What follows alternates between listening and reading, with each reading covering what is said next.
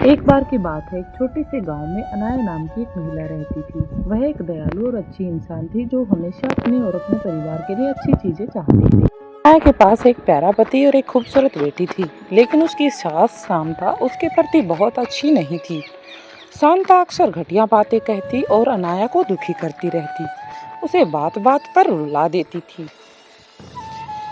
एक दिन जब अनाया बाजार में घूम रही थी तो उसे एक विशेष दुकान मिली।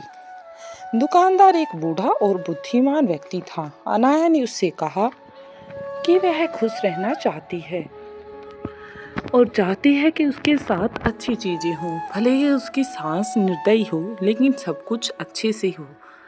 अनाया की ये बात सुनकर दुकानदार मुस्कुराया और उसे एक अनोखी साड़ी दिखाई। उन्होंने कहा कि यह एक जादुई साड़ी है और यह उसके जीवन में सौभाग्य और खुशियां लाएगी। तुम इसे अपने घर ले जाओ। अनाया ने जादुई साड़ी खरीदने का फैसला किया और तुरंत उसे पहन लिया। जब अनाया ने जादुई साड़ी पहनना शुरू किया तो चमत्कार हो गया।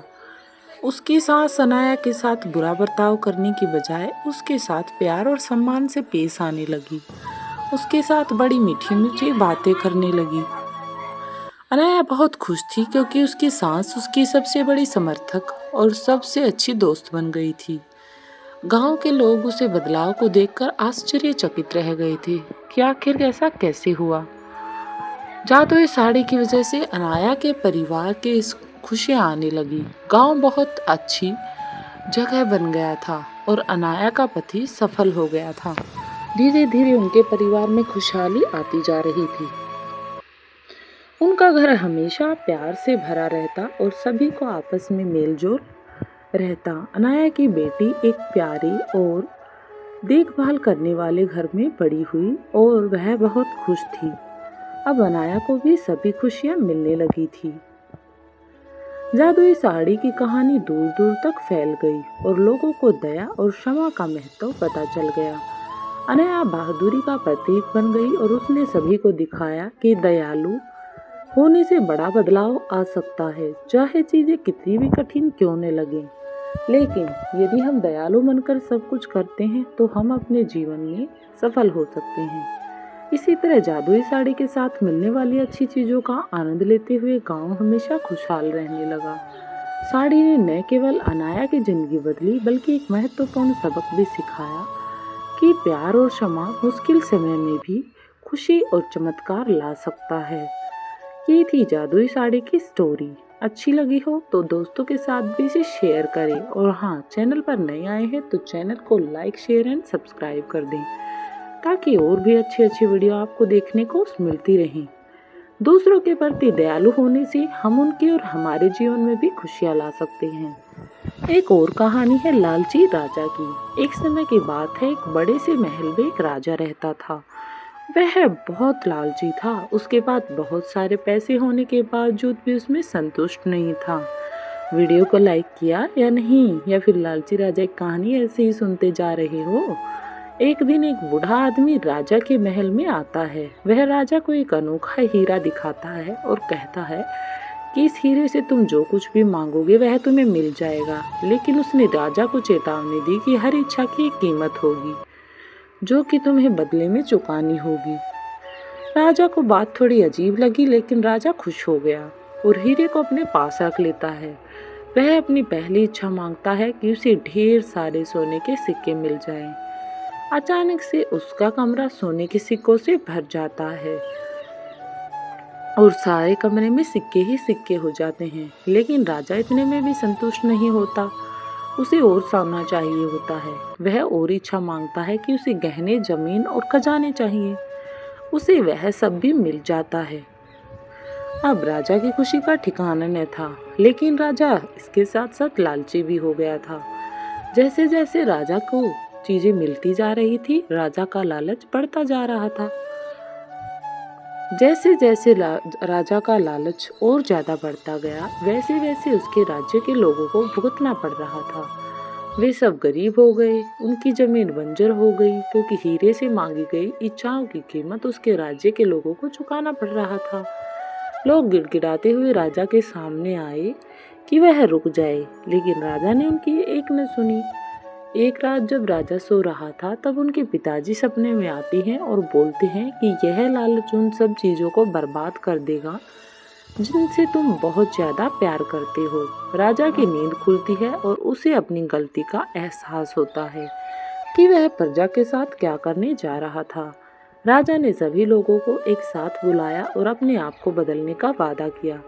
उसने अपने धन का उपयोग लोगों की मदद करने और राज्य को बेहतर बनाने के लिए किया। राज्य फिर से सुखी और समृद्ध हो गया। चारों ओर खुशहाली ही खुशहाली फैल गई। तो आपने भी सुनी थी क्या ऐसी किसी लालची राजा की स्टोरी? अगर सुनी थी तो कमेंट सेक्शन में हमें लिखकर जरूर बताएं। उस दिन से राजा ने सीखा कि लालची होने से केवल दुख मिलता है, लेकिन दयालु होने और दूसरों की मदद करने से चारों ओर खुशियां ही खुशियां फैलती हैं।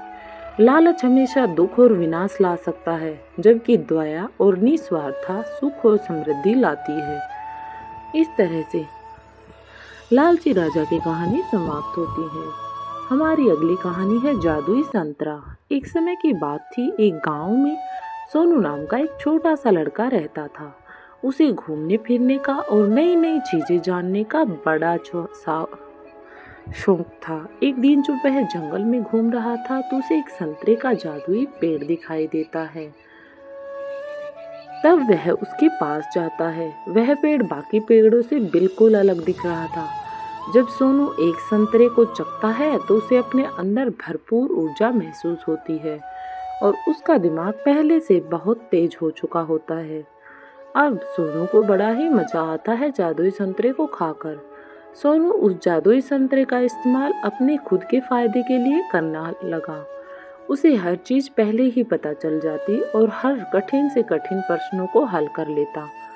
अब सोनू की तो बहुत सी समस्याएं हल हो जाती। दूर दूर से लोग उसकी इस प्रतिभा को देखने आते कि लोग आखिर सोनू इतना चमत्कारी और इतना बुद्धिमान कैसे हो गया। जैसे जैसे समय बीतता गया सोनू की शक्तियाँ कम होती गई।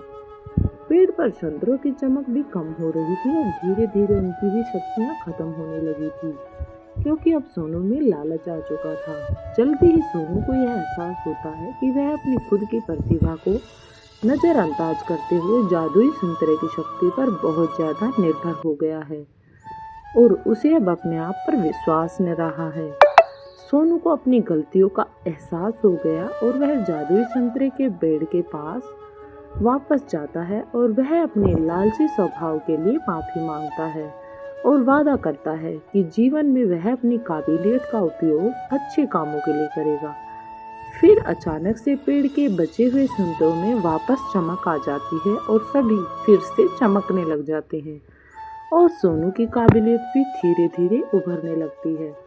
उस दिन के बाद से सोनू यह समझ गया कि असली शक्ति हमारे अंदर होती है और हमारी खुद की कौशल और प्रतिभा का इस्तेमाल करके ही हम दुनिया में बदलाव और खुशियाँ ला सकते हैं। दुनिया में खुशियाँ और बदलाव लाने हैं तो सबसे पहले हमें सफलता प्राप्त करने के लिए किसी जादू या शक्ति के बाहरी स्रोतों पर निर्भर न रहकर खुद मेहनत करनी होगी। हमें अपनी क्षमताओं को बढ़ाने पर ध्यान देना चाहिए और उनका उपयोग करके दुनिया में हम सफल बन सकते हैं और पॉजिटिविटी ला सकते हैं। आप भी पॉजिटिविटी लाइए।